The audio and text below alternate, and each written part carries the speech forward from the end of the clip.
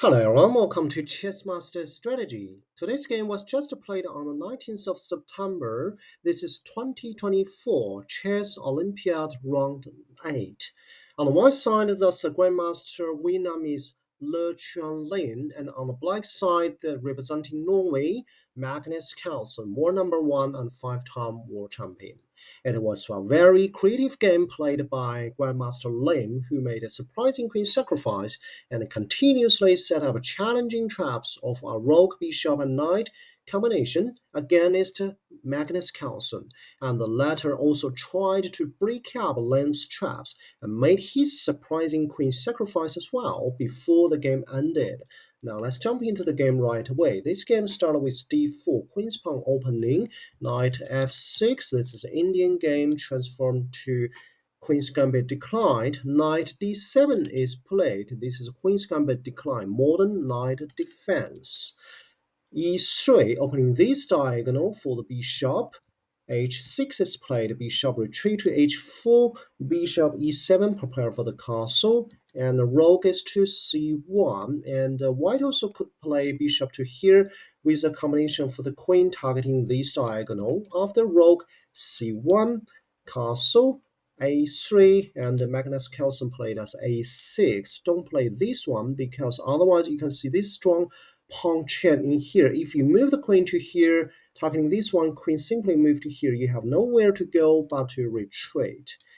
And after a6, cd, ed, the pawn exchange. Now queen moves to c2, targeting this diagonal. The normal response is move the rook to here, e8, but Magnus Carlsen played a very interesting play. He moved the knight back to e8, offering the bishop exchange. Bishop retreat to g3, and bishop followed.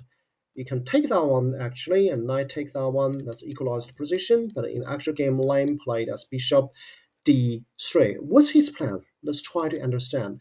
First, the bishop take that one, and hg is played. Now we understand Liem's plan is to open up this file and this diagonal, threatening the h7 square. Possibly there are going to be some knight sacrifice, putting pressure. Knight gets to f6, protecting h7. Knight e5 in the outpost, and knight d6. Magnus Carlsen is now trying to kick this knight away, possibly moving the knight to here. White could play rook to here, and if you make the pawn, I'll take this one. Very strong response. And in actual game, Liem played as f3. This is not a bad move. The good side for this one is the king can move to here, building a very strong square. The downside for this move is for now, e3 pawn become vulnerable. And Magnus Carlsen played as a rook e8, targeting this pawn. Best move is the king moving to here, very solid square, but in actual game he played as knight e2, not very accurate. Knight retreat to d7, try to kick this knight away and targeting this undefended pawn. Rook h5, pawn advance f6, kicking this knight away. So you have no choice but just take that one, exchange, equalized position. But I want to ask you one question. Before knight take this knight, what about if you make the check? Is that going to be a real tempo? Let's see. If I go to here, king to here, I take that one, exchange, king move to here, or can move my queen to here, 2 versus 1. Queen has to be here and stick in this diagonal for sure, protecting this one. So this bishop, it's kind of like a trapped himself. Let's see, knight can get to here, 3 versus 2 position, rook is to here, I can take one more pawn. Or otherwise, I can make a strike here. See, take that one, take that one, take that one, and I can take the bishop back, also winning an extra pawn. So without the continuous threat, don't make this kind of a move. After the exchange, king moves to the correct spot, f2. Why you can't move the queen to here? Because otherwise you're going to lose this diagonal, this connection, queen and bishop. So for example, if you move into here and you stuck in here, and black can play this one. If you want opening up this one, you have to do this one, and after exchange, this pawn become vulnerable. and these file become vulnerable, and also you're losing control of the queen side. So on the other hand, you can see if we keep going knight gets to here, I can make threat of this one because this pawn is pinned. So king has to get to f2 anyway to protect the e3. And in this situation, king made correct move f2. Pawn advance, very beautiful. Try to cut off the connection between the rook in rank 5 and this diagonal. Now rook gets to e1, and Magnus Carlsen made a very surprising move and earning an extra pawn. What is he gonna do? Let's have a look. First, rook take that one, king take that one. There is a fork. You go back. I retreat the rook and winning the extra pawn. So the best response for this situation should have been knight gets to here, preventing this from happening because knight is protecting the rook in here. Let's get back to the actual game. After queen gets to h5, queen now move to c5. Otherwise, you could also play knight to here, and knight gets to here, push the queen away. In the actual game, queen moves to c5, targeting the knight. If you put the knight away, the problem is threatening the b7. You put the rook here, I'm threatening the both. If you protect this one, you're going to lose the pawn. That's the problem. So this knight has to be stationed here firmly. So queen moves to g6. Now queen moves to b6. You can also move your knight to here. And in actual game, queen moves to here. And queen now moves to f6, protecting these two square. Otherwise, if you play this one rook to here, now it gets to here, queen moving to here, rook take that one, it's still okay. Let's get back to the actual game. After queen moves to f6, queen gets to c7, a little bit surprised. Now bishop gets back to e8. Now knight gets to here, prepare to get to here, kick the queen away. You can move the bishop to here, targeting this pawn. And in the actual game, Magnus Carlsen played rook c8. In normal response, queen needs to retreat to here, and you can see that could be the variation, equalized position.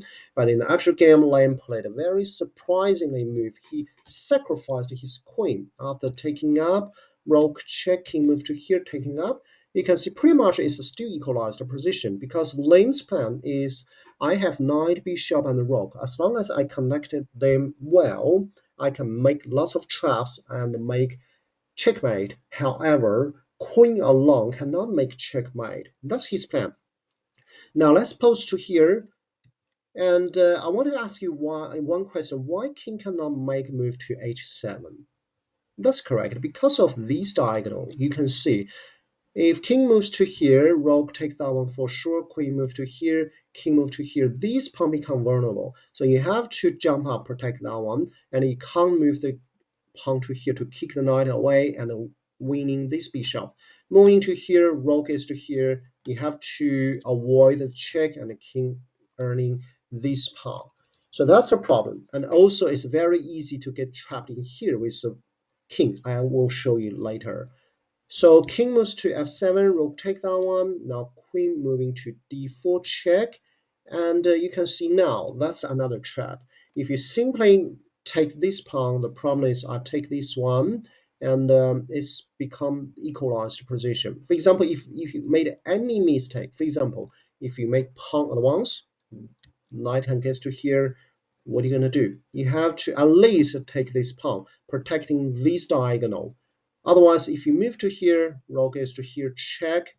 Moving to here, another check, that's going to be a checkmate. See, this kind of trap, very easy to get trapped. That's a problem. So in this situation, Magnus Carlsen made a very strong move. In this kind of position, you have to make a strong move, first move against the opponent to do not give him any opportunity. So g5, very strong move. If you stay, if you move the knight, this bishop will be free for the queen to take. And Liem played very smartly, rook f8. If you take me, I'll do a forking here. King moves to e7. Now first let's see what Liem gonna do. Knight gets to g6, a check, staying away from the trouble. King moves to d6, and the second move, take the pawn and stay away from the trouble. Queen gets the pawn, and now pawn advance, queen gets a second pawn. You can see how smart response by Liem, Grandmaster Liem. Now be careful. This kind of 3 versus 1 situation, these three pieces must be stay connected. Otherwise, for example, if we move the bishop to here, as long as the queen can land it here, making a fork, he can take this one, and white gonna be in losing position. And so be really careful. White played as king f2 and pawn as advance. Finally, he made his first advance towards the promotion. Knight gets to e5. What's Vietnamese number 1 and war number 15's plan? Let's wait and see. Pawn advance. Now rook is to here, targeting b file. Queen has to protecting this file. Check. King moving to here. Now queen back to here. Why? I want to ask you why. Because if he moves this one, rook is to here, king moves to here, that's going to be another fork. So you have to be really careful to stay away from these kind of squares. So queen moving to here, retreat back, bishop here, that's no issue, queen move to here. Knight cannot jump to c4. And now bishop retreat, now safely I move this pawn advance. Now knight gets to here, another trap. If you move the pawn to here, that's going to be checkmate. On the other hand, if a white play, for example, rook to here, black can respond by king c5, knight gets to here, I move to here, rook gets to here, pawn advance, inevitable. Otherwise, I also can do this one, take that one, I'm queening. And in this situation, let's get back to the actual game. Magnus Carlsen made his surprising queen sacrifice. He just take this knight, bishop take that one back, and pawn advance because he knew he is going to queening. Rook is to here, I got a queen, and the last move for the game, queen g1. Liem resigned. It was a very sharp and inspirational game which required deep understanding about position and tactics given the limited time, and probably only these two world top players could handle in such a precise and imaginative way. That's a game for today. I hope you enjoy that, and I see you next time. Bye bye.